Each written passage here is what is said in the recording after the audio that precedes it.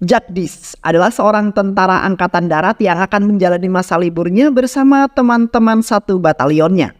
Keluarganya sudah menunggu di stasiun Najun Jagdish.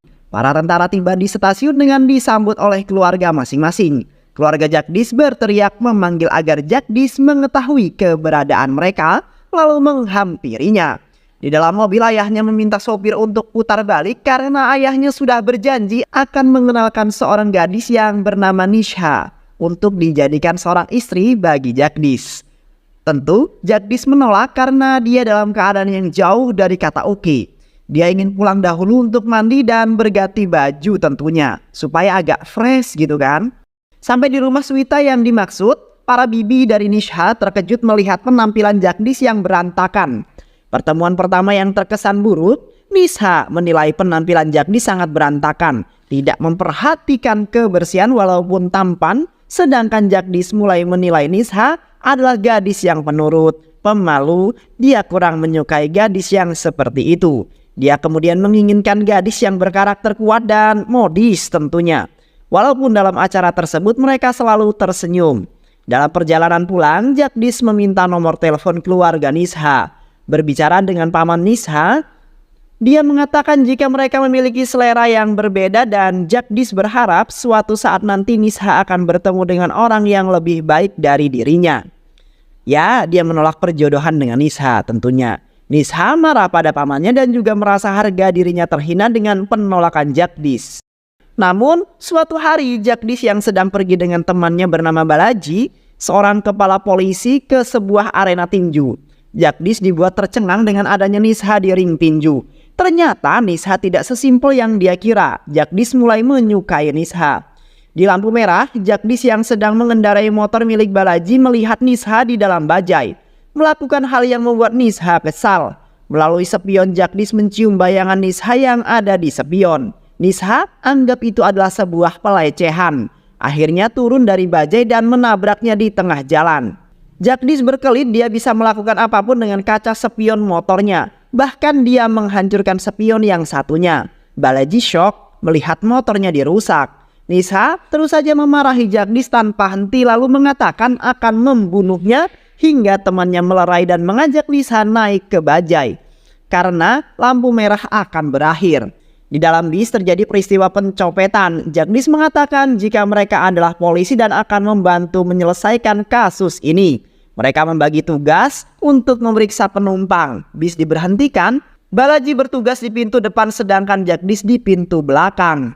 Penumpang yang turun diperiksa satu persatu. Kondektur diminta untuk memeriksa bangku penumpang, namun saat pencopetnya tertangkap, ada seorang penumpang yang justru melarikan diri dan itu membuat Jagdish curiga dan memutuskan mengejar orang tersebut. Hingga saat orang yang dikejar berhenti karena tertabrak bajai. Jagdish menanyakan kenapa dia berlari sambil orang tersebut melihat ke arah bis. Tiba-tiba saja bis yang di dalam masih terdapat anak sekolah meledak. Tersadar dari syoknya, Jagdish kembali mengejar orang tadi dan berhasil menangkapnya. Menurut berita yang beredar, ledakan bom yang mengakibatkan korban jiwa dan luka-luka ini merupakan serangan teroris. Jagdish dan Balaji sekarang berada di sekitaran rumah sakit tempat para korban ditangani. Dan juga terduga pelaku peletakan bom dirawat akibat beberapa luka yang diperolehnya karena berkelahi dengan Jagdish. Sementara itu di perbatasan India dan Kashmir, otak pelaku bom ini melihat berita lalu menghubungi orang kepercayaannya yang membantunya di Mumbai melalui alat telekomunikasi yang sudah disetting hanya untuk mereka saja. Dia memerintahkan untuk membantu salah satu anak buahnya yang dirawat di rumah sakit untuk melarikan diri. Sebagai seorang tentara, intuisi Jagdish sudah terlatih. Dia sudah memperkirakan akan ada peristiwa yang terjadi di rumah sakit. Usaha melarikan diri berhasil setelah membunuh dokter yang bertugas, namun tidak lama saat terdengar suara tembakan. Semua orang berlari ke arah sumber suara. Namun Jagdish yang melihat pelaku berusaha keluar dari rumah sakit, Jagdish mencegatnya di jalan sekitar rumah sakit. Bahkan berlari berdampingan. Tidak sulit buat Jagdish untuk menangkapnya, namun dia tidak ingin menyerahkan pelaku itu ke polisi. Ternyata Jagdish adalah anggota militer khusus yang tergabung DIA. Polisi yang mendatangi rumah orang tua Jagdish, mereka akan melakukan penjagaan karena menurut mereka Jagdish akan dijadikan target karena sudah membantu menahan pelaku yang kini melarikan diri. Ternyata Jagdish menahan pelaku itu di rumahnya tanpa ada yang tahu. Dia menginterogasi pelaku dengan memotong salah satu jari untuk mengetahui siapa yang sudah membantunya melarikan diri dari RS. Pelaku yang kesakitan hanya bisa berteriak tertahan karena mulutnya dilakban. Satu jari putus dan akan dilanjutkan ke jari yang kedua. Tidak bisa menahan rasa sakit, akhirnya pelaku memberitahu siapa yang membantu melarikan diri, yaitu seorang polisi yang bernama Basekar. Jagdish mendatangi rumah Basekar namun ditolak dengan alasan sudah larut, hingga dia menunjukkan foto pelaku yang ditahannya. Di atas foto mereka berbicara. Jagdish memperkenalkan dirinya sebagai seorang tentara yang tergabung dalam DIA. Bahkan keluarganya sendiri tidak tahu jika dia bagian dalam DIA. Jagdish sengaja memberitahukan diri pada Basekar agar tidak penasaran karena pilihan yang akan diberikan padanya akan membawa rahasianya sampai ke liang lahat. Jagdish mengeluarkan 2 soft gun. Satu adalah rakitan dan satu lagi miliknya yang resmi. Dia memberikan 2 option. Pertama, menembak dirinya sendiri dan keluarganya tetap akan mendapatkan santunan atau Jagdish yang menembaknya. Keluarganya tidak akan mendapatkan apa-apa. Namanya akan rusak karena telah membantu pelaku peledakan bis dan keluarganya akan hidup dengan sanksi sosial seumur hidupnya. Dia akan membuat anak Basekar menjadi pengemis dan membuat istrinya menjual diri di jalanan. Menembak dirinya sendiri adalah pilihan terbaik. Setelah itu dengan lincah Jagdish kemudian menuruni bangunan gedung dengan melompat balkon yang ada. Kembali ke rumah, Jagdish yang teringat tas yang dibawa pelaku, memeriksa semua isinya dan menemukan sebuah kertas yang berisi tanda bulatan merah. Berpikir sejenak, dia membuat nomor yang kemudian saling dihubungkan sesuai dengan nomor yang dibuatnya. Membuka peta India di laptopnya. Ternyata itu adalah sebuah tempat-tempat yang ada di India. Bertanya kapan mereka akan melakukan serangan yang selanjutnya? Jawabannya adalah tanggal 27 Desember. Ternyata mereka berencana meledakkan bom di beberapa tempat yang telah ditentukan secara bersamaan pada tepat di tanggal 27 Desember. Jagdish mulai menyusun rencana sambil bermain Rubik. Saat pulang dari pesta, Nisha melihat Jagdish sedang berada di lapangan, kemudian dia menghampirinya. Nisha mengatakan jika dirinya ingin menikahi Jagdish, tentu dia terkejut dan mengatakan apa yang membuatnya berubah. Kapan dia memikirkannya, kata Jagdish. Setelah itu Nisha mengatakan jika pamannya sudah menjodohkannya dia dengan seorang tentara, namun dia tidak menyukainya. Jadi Nisha meminta tolong padanya untuk datang ke sebuah kafe esok pada pukul jam 12 untuk berbicara pada laki-laki tersebut agar mau membatalkan perjodohannya. Kini mereka sudah berada di depan kafe yang dimaksud. Saat masuk ke dalam, Jagdish terkejut karena komandannya lah laki-laki yang dijodohkan dengan Nisha.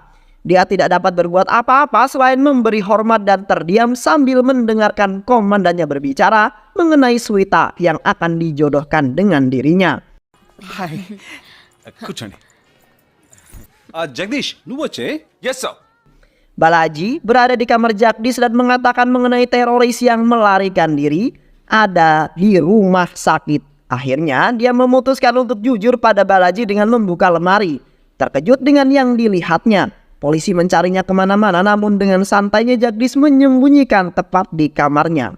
Jagdish menyuntikkan obat bius lalu melepaskan ikatannya. Dia akan sadar dalam beberapa jam. Sekarang mereka akan pergi berpesta karena tanggal 27 Desember adalah hari pernikahan teman Jagdish dan juga teman lainnya dari batalion yang sama. Mereka berkumpul di gereja berfoto bersama. Saat menyantap hidangan resepsi, Balaji yang gelisah terus saja mengingatkan Jagdish untuk pulang karena waktu semakin menyempit. Dia terkejut jika teroris yang berada di rumah Jagdish itu akan sadar lalu kemudian melarikan diri. Dengan santainya Jagdish mengumpulkan teman-temannya dan mengatakan jika dia memiliki permainan buat mereka semua, tentu ini adalah permainan yang sesungguhnya. Mereka semua akan berada dalam satu tim dan permainan akan dimulai setelah pesta ini. Mereka bersorak gembira karena akan bermain game. Sekarang mereka berada dalam fun yang ada di depan rumah ayahnya Jagdish. Dia memberitahu jika targetnya akan keluar dari rumahnya dan tugas mereka adalah mengikutinya. Dan benar saja teroris itu keluar dari rumah melalui jendela. Sama sekali tidak curiga jika dia telah diikuti. Setelah beberapa waktu teroris itu bertemu dengan temannya dan seperti memberikan instruksi. Kemudian mereka berpencar. Jagdish pun membagi mereka dalam 2 tim. Orang-orang yang ditemui teroris itu mulai bergerak secara estafet dengan membawa sebuah tas yang belum diketahui apa isinya. Ternyata 12 orang itu berpencar ke pusat keramaian. Jagdish dan teman-temannya menjalankan tugas mereka masing-masing dengan tetap saling terhubung. Jagdish mengatakan jika dalam tas yang mereka bawa ada senjata. Mereka akan membunuh ke-12 orang itu secara bersamaan. Jagdish mulai menghitung dari 3 hingga 1 dan mulai menembak. Suara tembakan terdengar dan mengejutkan orang-orang yang berada di sekitarnya. 12 orang Harkatal meninggal secara bersamaan. Media massa mulai memberitakan tewasnya 12 orang yang merupakan anggota Harkatal yang selama ini berada di sekitar masyarakat Mumbai. Karena di tas yang mereka bawa ditemukan sebuah bom. Telepon milik salah satu teroris yang berada pada Jagdish berdering. Pimpinan Harkatal menelpon lalu mengatakan jika dia akan datang untuk mencari dan membunuh Jagdish. Walaupun dia masih belum mengetahui siapa orang yang menerima telepon darinya dan Jagdish menerima tantangan tersebut. Beberapa hari kemudian pemimpin Harkatal datang ke Mumbai dan disambut oleh beberapa orang kepercayaannya untuk dibawa ke sebuah rumah base camp mereka. Banyak data yang sudah kelompok mereka kumpulkan. Melihat semua informasi yang diperoleh, dia dapat menyimpulkan jika pembunuh 12 orang itu bukanlah orang sembarangan. Mereka sudah terlatih. Dia memerintahkan anak buahnya untuk mengumpulkan informasi pada tanggal 27 Desember di Mumbai, di sekitarnya tempat kejadian mengenai pesta pernikahan, seminar dan beberapa hal lainnya yang mungkin bisa berguna untuk mengetahui siapa sih sebetulnya dalang dari semua pembunuhan itu. Nisha menelpon Jagdish. Komandannya meminta mereka untuk menemuinya di rumah. Sampai di sana mereka sudah ditunggu dan komandannya mengatakan akan memperkenalkan seseorang kepada mereka. Saat komandannya keluar dengan Swita, Nisha berpikir jika perempuan itu akan dijodohkan dengan Jagdish. Nisha tidak terima, namun yang dikatakan komandannya selanjutnya justru membuat mereka senang. Ternyata Swita yang dibawa komandannya masih memiliki hubungan saudara dan telah lama menyukai laki-laki itu, namun karena takut jadi hanya memendam perasaannya. Saat mengetahui jika dia akan menikah dengan Nisha, Swita itu melakukan bunuh diri dengan menyayat pergelangan tangannya. Akhirnya komandan memutuskan membatalkan perjodohan dengan Nisha dan menerima Swita yang masih bersaudara itu untuk menjadi istrinya.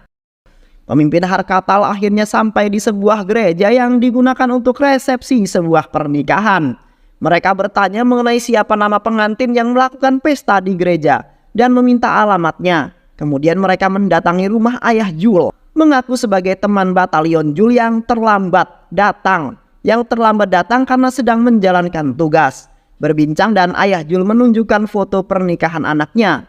Melihat beberapa foto akhirnya mereka menentukan beberapa target, namun kakaknya Jul yang ditelepon ayahnya datang lalu bertanya mereka dari batalion mana dan kenal dengan Jul di mana. Jawaban yang diberikan semakin membuat kakaknya Jul curiga karena tidak sesuai dengan penempatan Jul saat itu. Akhirnya mereka membunuh kakak, ayah, dan terakhir ibunya Jul yang duduk di kursi roda. Untuk menghilangkan jejak, Jagdish dan Balaji datang ke rumah ayahnya Jul sudah terlambat. Mereka semua sudah meninggal dan pemimpin Harkatal telah pergi, namun meninggalkan petunjuk dengan beberapa wajah yang dilingkari warna merah. Jagdish paham lalu memberitahukan kepada teman-temannya. Hingga beberapa hari teman-temannya dalam keadaan aman, namun adik keponakan mereka yang menjadi korban penculikan. 5 orang saudara dari temannya menghilang dan Jagdish memiliki rencana untuk menggunakan adiknya sebagai umpan yang salah tangkap. Jagdish meminta adiknya untuk meminjam skuter milik adik Ashraf. Balaji menganggap Jagdish sudah gila karena akan menggunakan adiknya sebagai umpan. Namun dia tidak akan maju jika tidak memiliki rencana yang matang. Benar saja ketika berada di lampu merah, adiknya Jagdis hilang dari atas skuter yang dipinjamnya. Mereka semua dikumpulkan dalam satu tempat. Kemudian Jagdis menunggu kedatangan adiknya yang satu lagi untuk mengantarkan anjing peliharaannya dan juga syal Sanjana yang digunakan sebagai pelacak. Pelacakan pun dimulai. Jagdis mengikuti kemana anjing peliharaan berlari. Sedangkan di dalam bangunan tersebut satu persatu gadis yang ditahan diminta untuk berpindah tempat sesuai dengan yang ditunjukkan. My brother. ఇందులో మీ అన్నయ్య ఎవరు? Terakhir adalah Sanjana. Dia mengatakan jika kakaknya tidak berada dalam foto yang ditunjukkan hingga dia melihat kakaknya yang berfoto bersama teman-teman yang lain. Salah satu anak buah Harkatala menelpon pemimpinnya dan mengatakan jika ada seorang gadis yang kakaknya tidak menjadi target namun berada di foto tersebut. Pemimpinnya menyadari jika itu adalah sebuah jebakan. Dia memerintahkan untuk langsung mengeksekusi dengan direkam, lalu memindahkan gadis yang lainnya. Jagdis yang telah sampai di sebuah bangunan segera masuk. Mereka bersiap melakukan perlawanan. Suara tembakan saling bersahut-sahutan tak kenal ampun. Jagdis menghabisi mereka semua secara seorang diri. Para gadis berhasil diselamatkan. Kini Sanjana berada di mobil bersama Jagdis dan dia memukul kakaknya karena kesal. Dirinya dijadikan umpan tanpa sepengetahuannya. Media massa kemudian memberitakan mengenai penemuan mayat seorang pria dengan kondisi jari yang terpotong. Dia adalah Asif Ali, seorang teroris yang tertangkap oleh Jagdis. Orang di belakang layar dari teroris ini memberikan pandangan pada pemimpinnya mengenai Ashraf yang dibunuh karena dia tidak mendapatkan informasi apapun dari Asif. Salah satu dari orang-orang yang ada di foto ini adalah pelakunya. Dia adalah pembunuh berdarah dingin. Untuk mendapatkannya kita harus berpikir cerdas, berpikir besar. Menyerang dalam skala besar maka dia akan muncul. Telepon milik Jagdis berdering. Nomor baru menghubunginya. Ternyata itu adalah pemimpin teroris yang mengatakan agar menghentikan permainan ini karena dia menginginkan Jagdis dalam keadaan hidup. Dia memberitahu jika ada bom di Mall Infinity dan di sana ada Chandra beserta keluarganya. Benar saja saat Jagdis menelpon Chandra berada di sana, namun Chandra tidak melarikan diri, dia masih mengamati sekeliling hingga bom kemudian meledak. Jagdis dapat mendengar ledakan tersebut lalu pemimpin teroris menyebutnya satu persatu teman-temannya dan di mana mereka kini berada dengan tujuan membuat Jagdis mengikuti keinginannya. Julian memiliki pekerjaan sampingan sebagai volunteer di sebuah yayasan. Membuat janji dengan Jagdis untuk menceritakan sebuah cerita kepada mereka. Ternyata apa yang diceritakan oleh Jagdis adalah sebuah rencana yang akan dia lakukan. Dia akan menanamkan alat pelacak yang akan ditanam di bawah kulitnya, lalu Balaji yang akan mengawasi pergerakannya melalui pelacak tersebut. Jul akan meletakkan peledak di lambung kapal hingga saat tiba waktunya kapal itu akan meledak. Sengaja dia menceritakan sebagai salah satu bentuk untuk menghibur dirinya sendiri karena dalam misi kali ini bisa saja dia kehilangan nyawanya mati bersama dengan pemimpin teroris. Balaji menentang keras apa yang akan dilakukan Jagdis dengan mengatakan untuk memikirkan keluarganya, namun Jagdis memberikan contoh teman-temannya yang sudah pergi terlebih dahulu untuk melindungi negara. Bagi mereka seorang tentara harus mendahulukan keselamatan negara dibandingkan kepentingan pribadinya. Bahkan Jagdis juga memberikan contoh mereka yang sekarang berada di belakangnya kehilangan anggota tubuhnya dalam tugas. Jika sampai dirinya tidak selamat dan menitipkan keluarganya pada Balaji untuk sekedar menengok mereka. Sebelum berangkat Jagdis juga bertemu dengan Nisha lalu mengatakan agar Nisha mencari laki-laki yang dapat membahagiakan dirinya. Namun Nisha menolak dan akan tetap menunggunya. Persiapan pun kemudian dilakukan sematang mungkin. Tiba di tempat yang telah disepakati, Jagdis menerima telepon yang mengatakan jika akan ada seseorang yang akan memeriksanya. Orang itu tepat berada di belakang Jagdis dan mulai memeriksa dan mengambil senjata. Telepon yang ada padanya, hal pertama yang dilakukan Jagdis adalah membawa sebuah mobil ke suatu tempat, memarkirkannya. Kemudian berganti mobil kembali memarkirkannya hingga beberapa kali. Pergerakan Jagdis ini mendapatkan pengawasan dari Balaji yang kemudian memberitahukan pada Jul yang akan menjalankan tugas selanjutnya. Mengikuti titik terakhir di mana Jagdis berada, mereka membawanya ke sebuah kapal yang di sana sudah menunggu anak buah pemimpin teroris. Jagdis adalah nama yang diperkenalkannya pada pemimpin teroris. Dia lantas menunjukkan rekaman video di mana di semua mobil yang di dalamnya ada bom dikemudikan oleh Jagdish. Kami akan meledakkannya lalu mengirimkan video ini kepada polisi dan mereka akan memburumu. Ternyata kelompok teroris ini memiliki anggota dalam pemerintahan. Dia yang membantu menemukan 12 anggota tentara yang terlibat dalam pembunuhan anggota teroris. Mereka akan membuatnya menjadi sekretaris Kementerian Militer yang akan memasukkan anggota kami ke dalam militer dan melakukan perekrutan. Sementara itu Jul telah berhasil memasang bom dan mengaktifkannya. Di atas dek, Jagdish dengan tangan terborgol mendapatkan pukulan dari pimpinan teroris dan juga penyiksaan lainnya. Jagdish meminta untuk dibukakan borgolnya dan melakukan perkelahian yang adil 1 lawan 1 by 1. Jagdish berloncat-loncat kecil untuk sedikit menghilangkan rasa sakit di tangannya. Saat tangannya sudah kembali normal, mereka melakukan perkelahian dengan tangan kosong.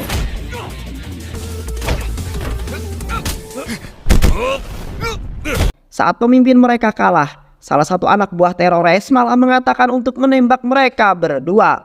Kesal mendengar itu, Jagdish selalu menembaknya tepat di dahi. Jagdish membawa pemimpin teroris untuk meninggalkan kapal dengan menggunakan kapal kecil di tengah perjalanan. Kapal itu berhenti, pemimpin teroris mengatakan walaupun dia dibunuh namun semua kontrol ada dalam kapal yang ditinggalkan. Semua akan berjalan sesuai dengan rencana. Jagdish mulai menghitung mundur waktu. 3, 2, 1 dan boom. Kapal meledak. Setelah itu Jagdish menembak mati pemimpin teroris. Di tempat lain Jagdish bertemu dengan sekretaris militer. Hal yang sama dilakukan pada Basekar, kini juga akan dilakukan pada sekretaris militer. 2 senjata dan 2 pilihan ada di hadapannya. Senjata rakitan menjadi pilihan sekretaris, kini masa liburan para tentara telah berakhir. Begitu pula dengan misi yang diemban oleh Jagdish sebagai tentara dengan peran ganda. Nisha ikut mengantarkan Jagdish untuk menjalankan tugas selanjutnya. Jagdish sebagai anggota militer yang memiliki peran ganda sebagai anggota DIA, bahkan keluarganya pun tidak ada yang mengetahuinya.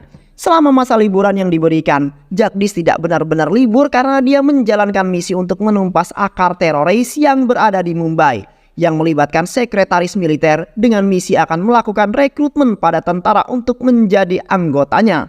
Sesuai dengan harapan keluarga, ketika Jagdish pulang, dia akan mendapatkan jodohnya.